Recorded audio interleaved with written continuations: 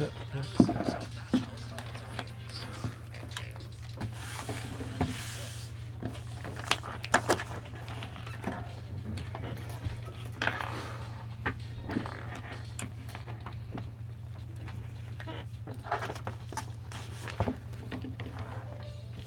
morning, Lagos. You're tuned in and listening to Smooth 98.1. Welcome inside a freshly pressed this morning on Smooth Breakfast with Valentine and myself, Folu.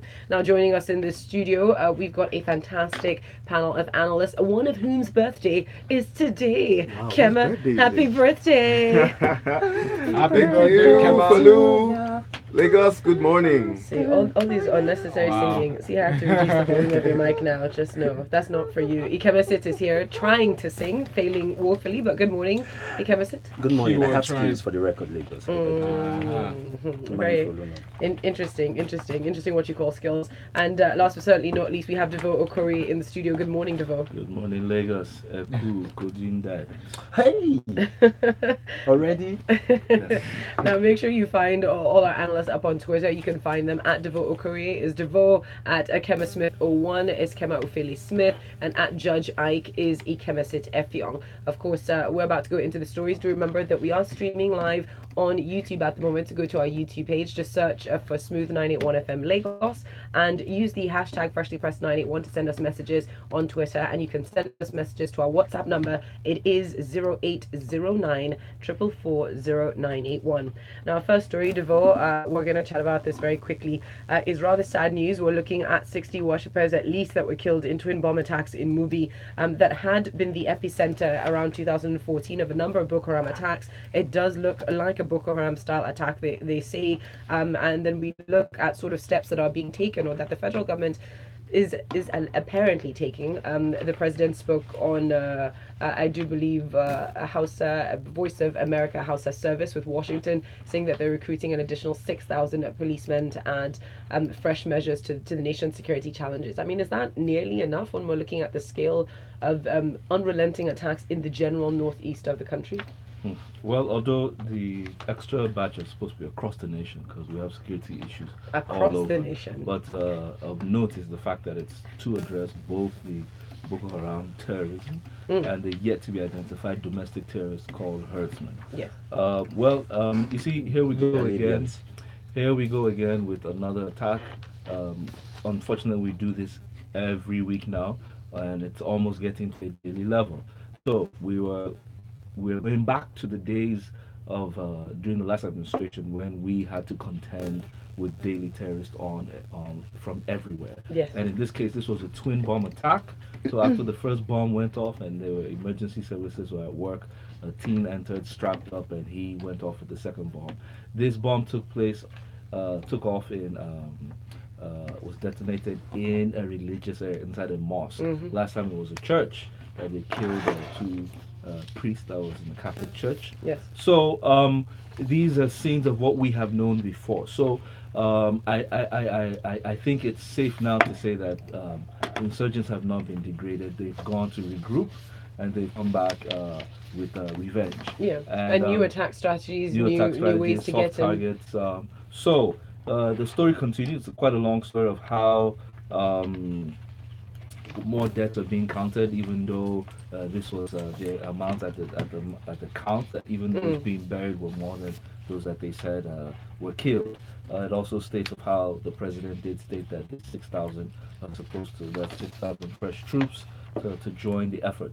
But my question is, with the addition of the 6,000 troops, are they better prepared with this soft target war? Is the army or the military forces better prepared? Because it might not require the 500 million, almost half a billion being spent on the helicopters. Is it about these heavy equipment? Is it about the land war that they're after? How have they been prepared for how do they call this type of war that takes place? Guerrilla warfare. Guerrilla warfare, this asymmetric warfare that is being carried out. We should have learned some things having, to the first half, fought Boko Haram to some extent.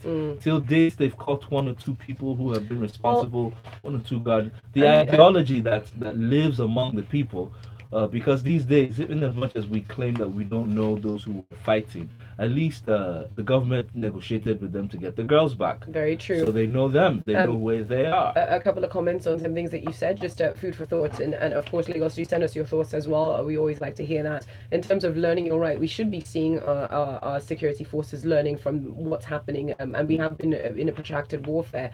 But again, that we have seen that shift in styles of fighting. We have seen from outright attempts to storm, which they no longer are successful at, holding land and property, at least in certain locations. But the adjustment in soft targets is quite worrying, and we certainly hope to see our forces I actually adjusting wish accordingly. that we would have, just like they have security threat levels abroad, we would have that in the country, so that we begin to hear and understand what we're facing. I think if you remember how both Christians and Muslims claim worked in those days, they protected themselves while they were praying. One side would protect the other side or alert the other side. They would have barricades and perimeters set in front of churches and mosques so that they would be frisked and schemed to prevent an issue like this. This would have never happened if such measures were taken in place. Thank you very much for that, Devoe. This is important that we learn to work together and help each other. But let's move on now. Our next story does address the domestic terrorists that we have been referring to as the herdsmen. From the Guardian newspaper, the headline reads, "A Fulani group volunteers to end the carnage in Benue, Kogi and others." Now, Ikemesit, an interesting story here, and we should always be grateful for help from whatever direction it's coming from. We see a particular group called the Gan Allah Fulani Development Association saying that they are concerned, they're concerned with what's going on with the killings. They feel that they have the trust of both herdsmen and the local farmers, and they're going to try and do their best to sort of de-escalate rising tensions in that area. Why should this group be successful where others have not? Ikemesit, what's your take on this? Well, they're banking on the fact that they have done similar reconciliation work in the past. Remember, in the early 2000s, there was a similar degrading in the security situation, especially in Plateau State. I remember that time just was always in the news for all the wrong reasons. And apparently, Gabdan said they were able to liaise on having its current national chairman, who was the secretary of the Sultan's Tea Farmers and Farmers Cattle Rearers Relationship Committee, and the late Tortif, Dr. Tokla Akawe, actually come together and try to broker peace and all of that. And so essentially for them, as a Fulani Development Association, and again, we have mentioned this in the past, that this particular conflict might be wrapped up in fiery political rhetoric and issues of identity politics and ethnic nationalism. It is fundamentally a conflict that's rooted in economic contradictions. When you have a situation where there isn't the stability of lives and properties, and there isn't peace in the region, the cattle herders cannot go about their business. The farmers, of course, cannot go to the farms. Agriculture cannot take place. There is literally no security on which the foundations of economic relationships can be crafted on. And for these guys, this conflict does not serve the interest of the Fulani and of a lot of these host communities. And for them, if some sort of reconciliation, some sort of an opportunity to bridge the gap would be expeditious, and it would be advantageous to both parties. And so they feel liaising with the federal government, with the security forces, and also with leading light on both sides of the divide, they could try to help. But you have mentioned something very core, which I think also touches on a solution that Devoe had spoken about. You say that the conflict is rooted in economic contradiction. So at the end of the day, what is, we're looking again at infrastructure, or the government sort of stepping in to play a role in putting some sort of peace into the lives of its people. Yes, indeed. And not just infrastructure, but also in understanding this fact, right? So a lot of these communities are settler communities, right? They've bought into the idea of property rights in the modern, mostly European sense of it, as it were. And for a lot of these herders, they haven't made that transition into the modern economy. They're still fundamentally pastoralists, which is why, like for example, my organization, we tend not to call we tend not to use labels like Fulani headsmen or to characterize the conflict that way, and we essentially just call it the pastoral conflict.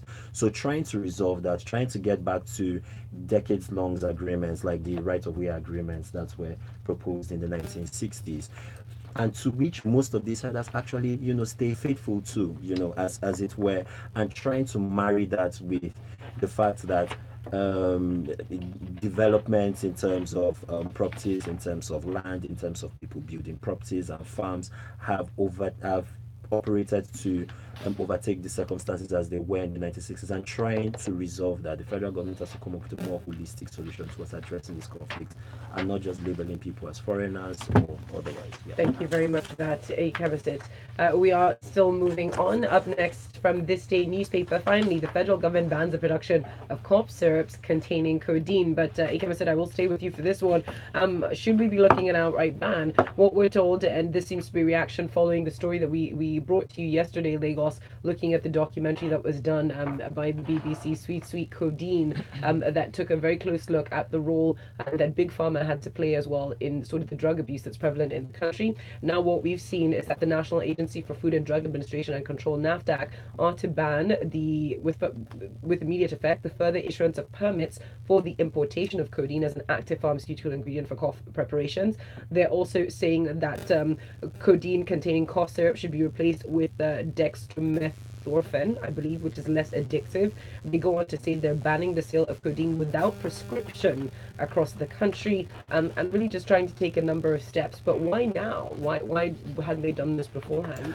Because in part it's a medical emergency. I know I listened in on the show yesterday when Kema spoke about it, and Kema made a very important point, which the Federal Ministry of Health is directing the Pharmaceutical Council of Nigeria to do, which is to continue enforcement mechanisms and pharmacies, and essentially prescribe the sale of codeine without a prescription, which really is the fundamental problem. Now the problem again with an outright ban is when you couch the language that way, right? You create an open source black market for these things, as it were, when talking about regulations, poor regulations at our borders, lightly enforced regulations with respect to pharmaceuticals and how these things are gotten into the country. That's going to be a challenge that the federal government will have to overcome. With the replacement drug dextromethorphan, which the federal government is recommending, it's a narcotic, as it were, just like codeine. It's just and when it comes to the issue of dealing with cough, it suppresses coughs about half as effectively as codeine on average. It generally has little addictive potential, but again, when consumed in high doses and without the supervisory regulation of the doctor or a prescription, it can also be addictive, as it were. And fundamentally, the way these two drugs work are that they are suppressants, as it were. And typically for most suppressants, they have a somewhat addictive, or at least a substance related relationship, in that you could easily get hooked on it if you consume them in unregulated doses. So what you're saying is both are the same thing, has the same effect, just one is less effective. One is less effective and mildly less addictive than the other, as it were. And so replacing one problem with another potential problem without dealing with the inherent regulatory and educational and public awareness problems that are actually at the root of the problem will not.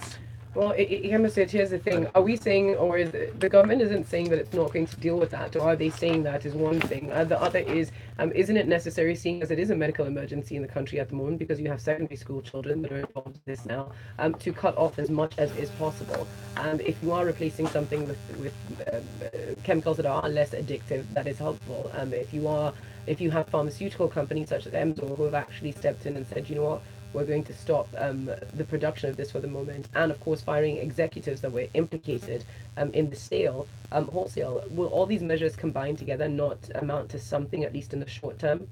Yeah, they would, but I think there's a disproportionate focus on the supply on the supply side, and not on the fact that so when you look at classic economics and you look at the forces of supply and demand, supply cannot occur in vacuum, right? There's got to be a demand side to it. So dealing with, again, the public awareness side of it, trying to tell people that, hey, this thing is good for your health, But when consumed in significant doses without the supervision of a doctor, that can be a problem. I think we should focus more on that aspect as well. All right, thank you very much. Moving and switching lanes now. Lots of messages are coming through. Let's see if we can get a few of them in. Benga says, will banning codeine drugs stop and address the problem of codeine addiction by the youth? The last time I checked, Indian hemp is also banned, but the rate at which it's smoked hasn't been reduced or hasn't reduced. Banning the sale of codeine will make the business more lucrative than for those who engage in it. The government also needs to ban songs and artists who celebrate and endorse the use and of that and other hard drugs in their music videos.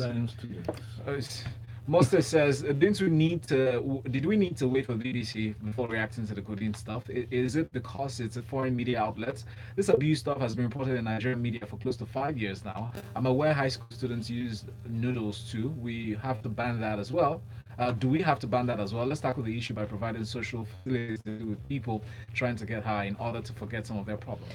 Thank you. And moving on to our next story from the New Telegraph, looted funds. Nigeria and the US agree on a return of $500 million US. So the attorney generals of both countries have drawn out a roadmap, they say, on how to repatriate about 500 million, looted funds of Nigerian money. Now, the attorney general and Minister for Justice, Abubakar Malami, who briefed journalists in Washington on the sideline of President Buhari's and Trump's meetings, said that the roadmap would be drawn up at the end of yesterday's meeting. To you, Kema, what's your take on this story? Yes, I'm happy that we can now start seeing results from the globetrotting efforts of our president, because before now he travels, comes back, insults us. We're lazy. We're corrupt. At least this time around, he goes and brings back money. So when we're younger, well, let's not get to that. But this is good. We're hearing over $500 million would be repatriated. I hear this is actually they've reached the advanced stage. So we just need the Attorney General to finalize the legal paperwork and then get these monies back to Nigeria. For some reason, Trump seems to trust the president, and which is a good thing. Because the former president of the US didn't trust the former president of Nigeria. So there's some level of trust going on here, and then these monies will be brought back. But then there's another part of the story which I really enjoyed, and I think could it be that the president is changing for the better? If that is the case, and then yes, I love this. The president didn't just go alone.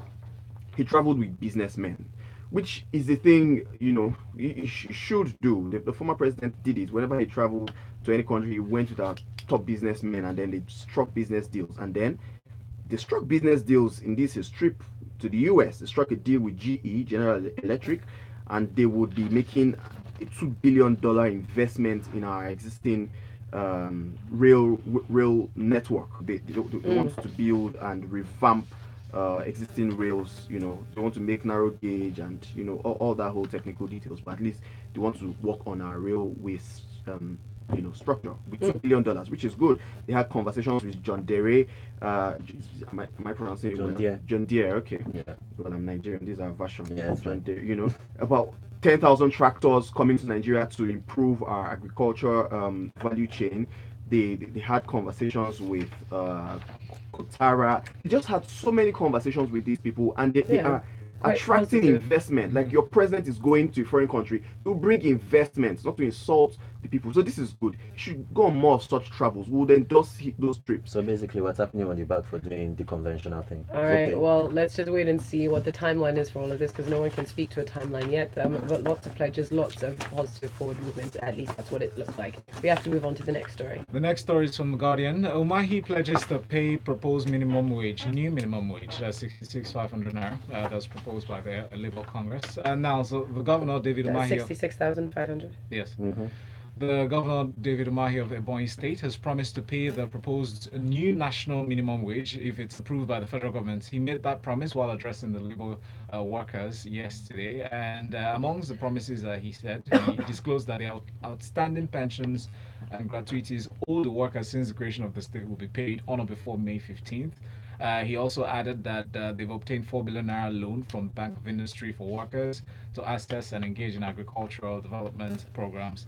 And then in reply, the labor unions also demanding for salary arrears to be paid together with health insurance. Let's go into this, Devoe. Well, it's coming on the heels of May Day. It's the labor workers revival on a yearly basis worldwide. And here the states are talking. The states are actually the engine room of most workers, especially Nigerians. Whereas federal government takes up a portion, the state workers have suffered a bit of what I call it bad treatment. Practically in the finances of these states, only about 4 to 5 of them are in the good books. Many of the governors have struggled to pay salaries, allowances, and in some of these places I've mentioned here, pensions as well as gratuities. Promises, promises, promises. But the truth is, you can't give what you don't have. If you're indebted, how do you pay the new salary? What's even this current one? Some are struggling. So what's the point of promising a new one? Do you think they have that kind of money? Well, it's not even what they have, it's what they have the capacity for. Like I said, these states are indebted. They're heavily indebted because of some of the current I administration think it's a new plans. report now. Yes. 17 states also technically insolvent. Is it Yeah. 17? Yes. Yeah. Yeah, so and then some are even still paying up. So this is where the restructuring argument comes in. What can we do? Are these states viable? Do they need to be merged? Governors need to start thinking. Even the workers themselves, instead of going on strikes, which we're still to hear from many of them, they need to find new approaches to defining their destinies, especially where they work.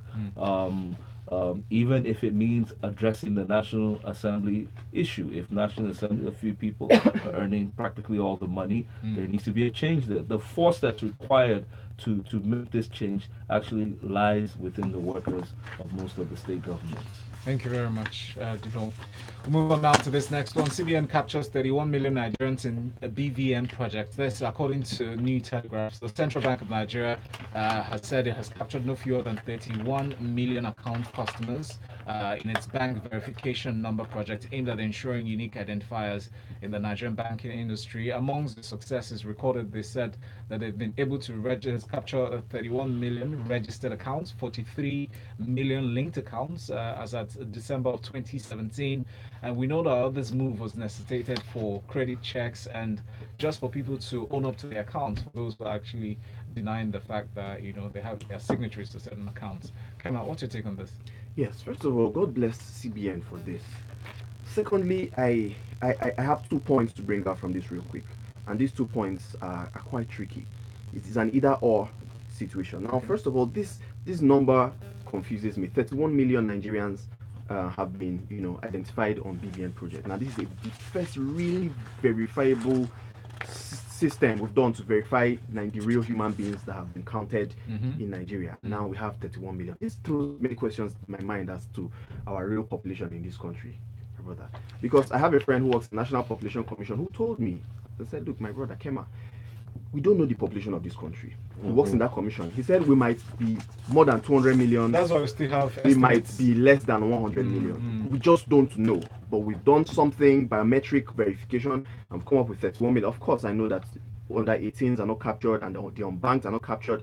Yes, but this makes us really ask those questions as to, the All right. numbers. And then, secondly, the next issue of, can we jump on this BVN to get social security? It's an ongoing Yes. conversation. I'm sure hopefully You know. one day we'll get there.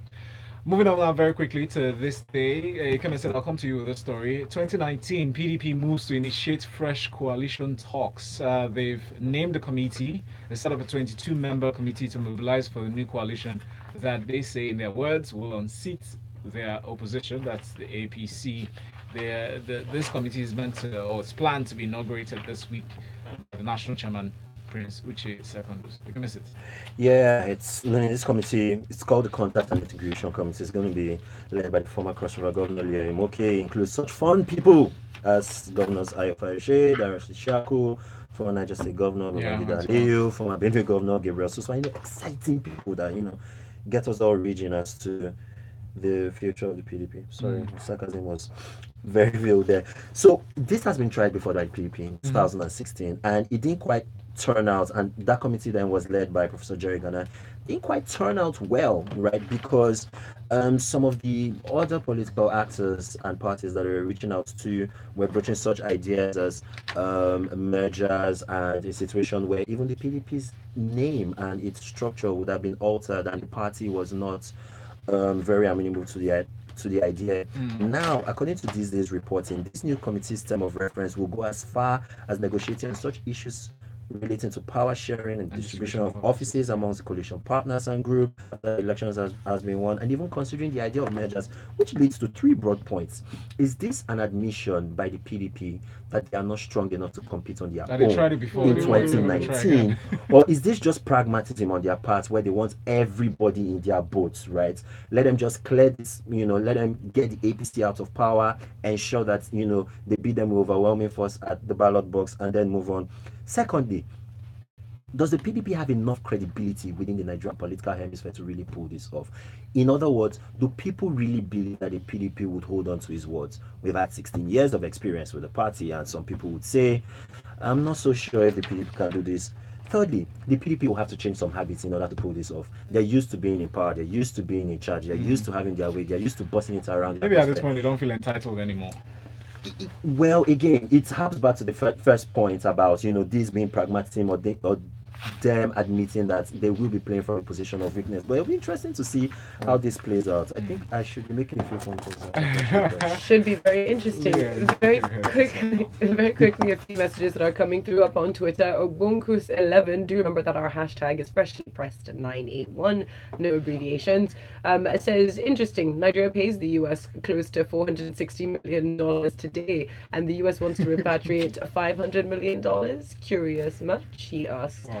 Still up on Twitter, Jimo Sharif says, it is obvious that we have not won the war against insurgency. Bombings in religious areas, recreation centers and markets surely amount to a lot of casualties. So whatever the government want to do to eradicate insecurity, they should do that and curb these menaces. While Anti-Yellow says, does this BVN thing not show that there is no way you can have 180 million Nigerians? No, not really. The BVN is only for fully banked Nigerians. Several of your population are unbanked. While up on WhatsApp, Ike says, how can the Fulani group succeed if the perpetrators are, in quotes, Libyan? Clearly the attackers are militia of Fulani extraction, hence the laudable intervention of the group. Our willingness to call a spade will only worsen the crises. Ike, again, being Fulani is not, it's not just a geography matter. You can be from Libya and still be of neat descent.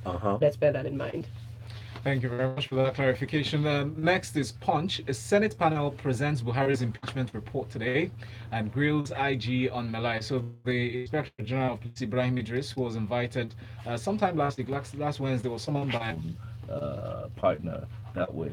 Secondly, that was meant to be addressed was also the fact that when they invited the IG the first time, he shunned it since representatives, the House, the Senate did, they refused to discuss with that person, and in this case they fixed it for this new date, which he will come and also discuss the security issues, with the armed herdsmen and militia that have gone rogue. Secondly, the committee on the anticipated approval issue, where about $500 million was spent on the jets. Sorry, the jets that were 12 jets. Yes, that were being procured from America to come with their submission. Now they're claiming that first of all there was a breach. That's Section 80, whereby the president took money without passing through the National Assembly for approval. Therefore, some of the members are asking the Senate President to invoke Section 143 that calls for the impeachment, despite the president's letter whereby he more or less couched the doctrine of necessity that based on the security situation in the country, they had to, with the NEC, approve that amount without passing through the National Assembly. So this drama goes into episode 3, season 4. Please catch it when it comes on air. Devoe, thank you very much. Very quickly, we touch on this one to just round up. Buhari, my predecessors completed few projects. Buhari is laying the blame game again, and people are picking up on it. He's claimed in his address, really, just in line with the meeting he had with the United States presidents, claimed that he cleaned up the civil service payrolls, whistleblower policy was introduced, and there was rapid population growth that has been a challenge, really, and on encroaching on grazing land and water. Also mentioned the ozone layer, depletion of the ozone layer, really, and that's been a factor. And the Lake Chad region has been shrinking for over 5 decades. Very quickly, Kema. Well, I think Buhari is beginning to sound like Trump now. You know, my predecessors completed a few projects. You know. But look, it's a fact. No president in Nigeria completes projects. I mean, I don't know why this is news. I don't see him completing his either. Well, that's I have so many roads that I have not don't been think completed. that generalization is quite right. But go on. It certainly is. Our budget, what's our implementation level? Lagos Ibadan Expressway is still what 75% complete. But yeah, let's hope his will be different. Thank you. All right, thank you very much. On that note, we have come to the end of Freshly Pressed for this morning. A massive thank you to all our analysts. Please find them again up on Twitter. Judge Ike is Ikemesit Effiong. Not sure what he's doing on the table, probably looking at his phone. We've got Kema, whose birthday it is today? It's Kema. locker room stuff I'm looking at. Kema Ufella Smith, the birthday boy. Thank you very much for Yeah, coming and in. unfortunately, my last day with the family. Oh, Indeed, we will wow. not With be the hearing his freshly voice pressed anymore. family. Oh, I we'll miss you just guys. shed a Wants to small join tear. the BBC. And then we have Devoe Okorie. You can find him up as Devoe Okorie up online. Lagos, do stay with us because coming in at 8:15, we'll be switching lanes and talking sports inside the locker room on Smooth 98.1. In the meantime, enjoy some fantastic music coming your way. The headlines. So, you guys, man, just some pictures. Sorry?